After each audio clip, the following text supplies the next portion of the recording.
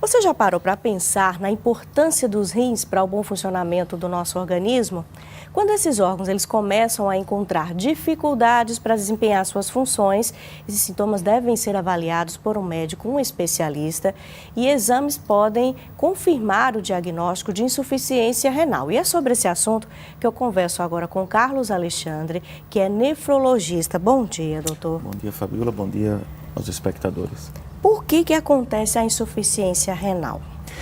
Bom, a doença renal crônica, mais conhecida como insuficiência renal crônica, ela acontece por diversos fatores. São múltiplas doenças que podem levar a essa condição, tá?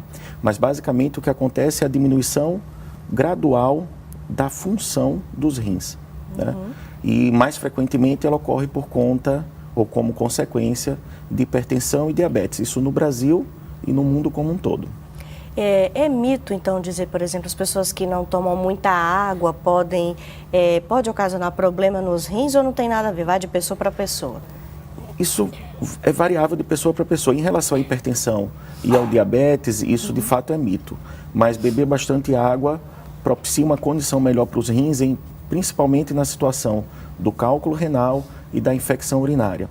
E também está implicado na evolução da doença renal policística. Essa doença é uma das causas frequentes de doença renal crônica. Para a gente explicar melhor para a população, qual é a função dos rins no nosso organismo? Os rins agem, para explicar de uma forma mais simples, os rins agem como grandes filtros, tá?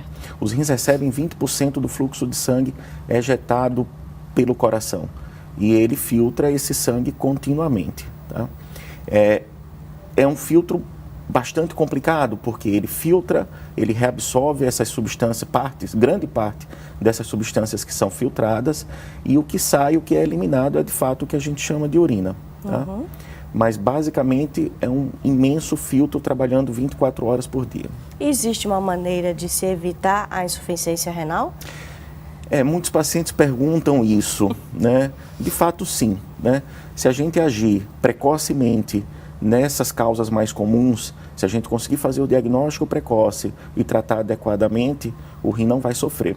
Então, se você descobre em tempo que é hipertenso, trata adequadamente, deixa a sua pressão controlada. Se você descobre em tempo que é diabético, trata adequadamente, deixa sua glicemia e sua pressão controladas, o rim não vai sofrer e, consequentemente, você não vai ter a doença renal crônica.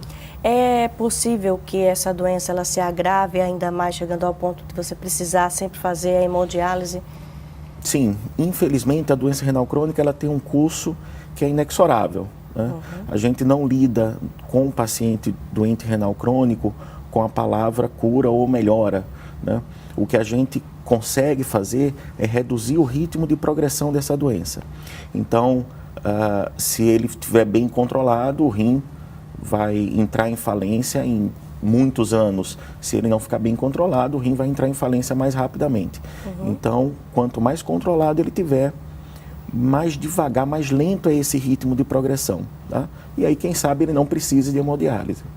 Então, mais uma vez, aquela velha história, boa alimentação, bons hábitos de vida, qualidade de vida, contribuem para que esses filtros funcionem direitinho. Exatamente, né? Principalmente em relação à alimentação, já que a gente está lidando com filtro, na hora que você sobrecarrega esse filtro, principalmente com excesso de proteína, né?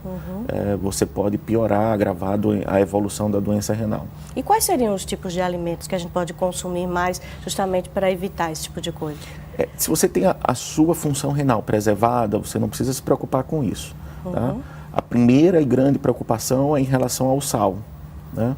Isso gera uma sobrecarga renal, isso aumenta a pressão e a elevação da pressão é por si só um fator, talvez o fator mais agravante da evolução da doença renal. Mas os alimentos ricos em proteína, carne vermelha, frutos do mar, exceto o peixe, né? Então os crustáceos, os moluscos, esses são alimentos que devem ser evitados ou ter suas quantidades reduzidas. Tem que lembrar que quem tem doença renal crônica, quem já tem uma falência renal em seus diversos graus, não deve comer carambola e, se for numa evolução mais avançada, deve ter cuidado com alimentos ricos em potássio. E aí vem as frutas e as verduras cruas.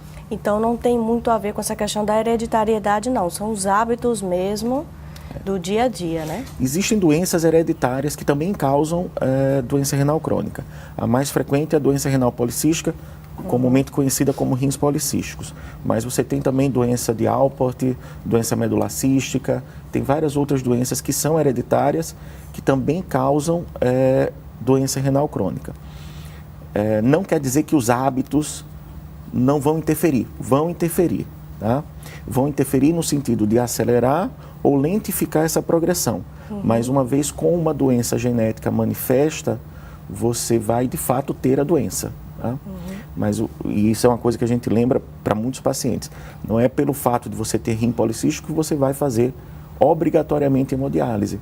A evolução pode ser tão lenta a ponto de você ter sua vida preservada, com função renal preservada, mesmo tendo a doença.